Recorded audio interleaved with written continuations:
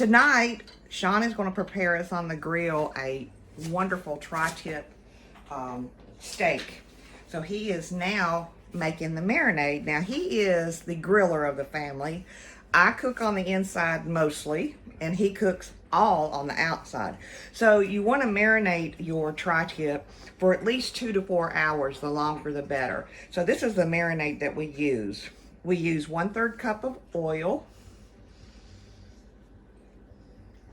And then we're going to use the juice of a lemon, and this would be 1/4 of a cup. And I got to get down here so I can tell him when he gets to 1/4 of a cup, because he is very accurate when he comes to his grilling and his marinades. Almost there, babe. You're going to need just a dab of the other one. That lemon juice smells good. Isn't it fresh?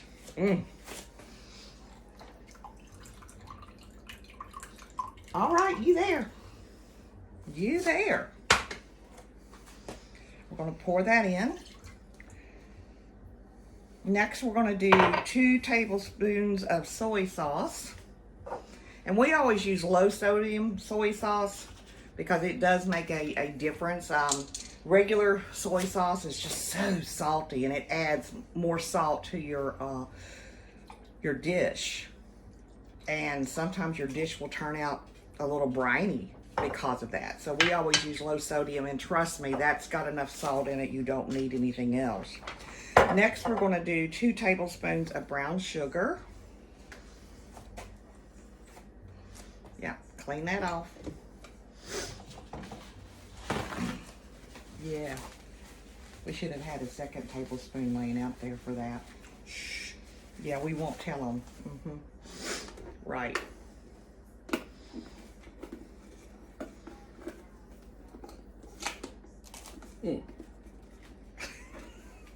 They can't see you, and you're leveling your tablespoons.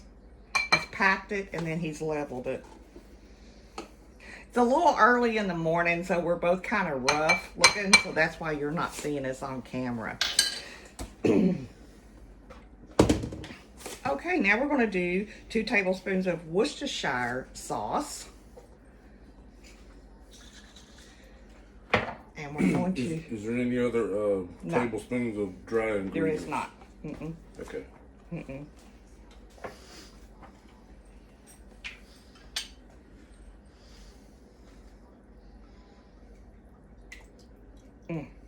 We've had this once before. It is really good. Okay, 3/4 teaspoon of garlic powder.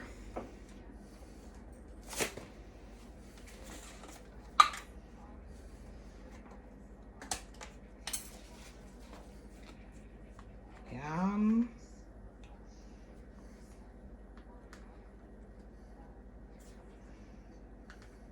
Yeah, a little bit more garlic doesn't hurt anything in our household. We love it. And then we're going to add a teaspoon of pepper.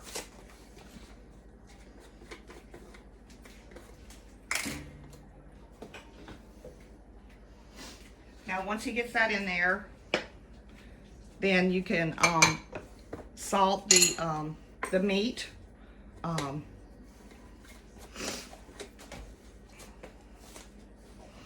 And we're just going to mix this up and brine this bad boy for, I would say, the majority of the day. Yum, look at that big fat side. That's going to be some good eating tonight. Don't you think, babe? Yes, ma'am. My sister-in-law brought up some fresh corn on the cob. I believe I'll have him grill that up for us as well, and then we'll throw another little something in with this to make it a full meal. And that will be a full meal for both of us right there. When it comes to grilling, he knows what he's doing, y'all. I've never questioned it.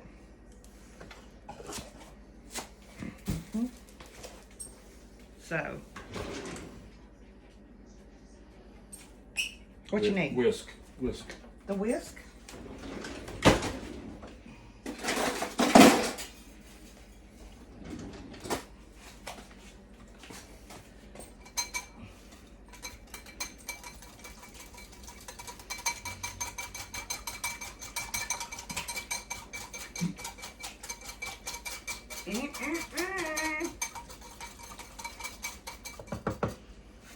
I can have the salt. You can talk.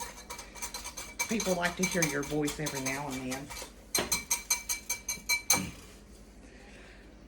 He's a little shy. And everybody that knows him is laughing right now. So.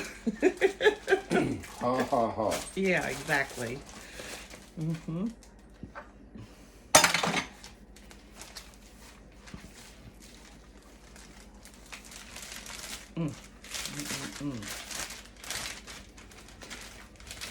Yum. Bring that marinade, kind of bring it closer to the camera in the bowl so people can see it, how it just mixes up. That is great. Some great stuff right there. And like I said, he's going to pour this in and marinate, and we actually marinate it in the refrigerator for 2 to 4 hours. And periodically during the day, when either one of us comes through the kitchen, we'll open up the refrigerator and we'll squeeze that, and we will give it a good shake and a good turn. So we'll be back with the next phase of this terrific tri-tip in just a while. Thanks.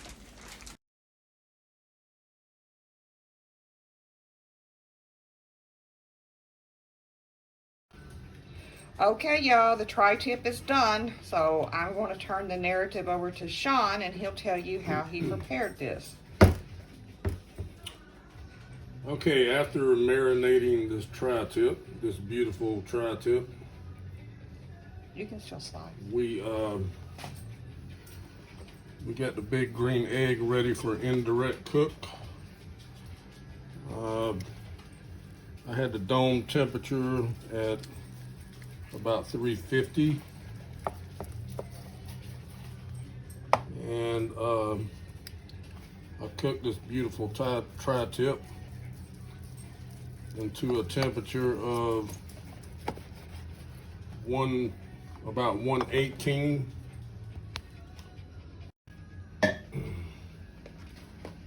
So you cooked it to about 118, temp 118? Yes, then I pulled it and put the meat in the pan to rest and set the big green egg up for direct cook so I could do a reverse sear. But in this case, I don't know what happened. I went back out and I with the Instaprobe, I checked the temperature of the meat, and it was already at 139, 140, so I opted not to do a reverse sear in this particular case. So with that being said, maybe I need to back off to about maybe 110 and pull the meat to let it rest, and then I can come back, do a reverse sear, and get the meat to around 130, 140 where I need it. So one thing about grilling, it's always a challenge, and you learn as you go, and sometimes things work out for you and sometimes they don't. But I can tell you, just looking at this, I believe it turned out good in this case. All right, happy eating. Talk to you later. Thank you very much, Sean.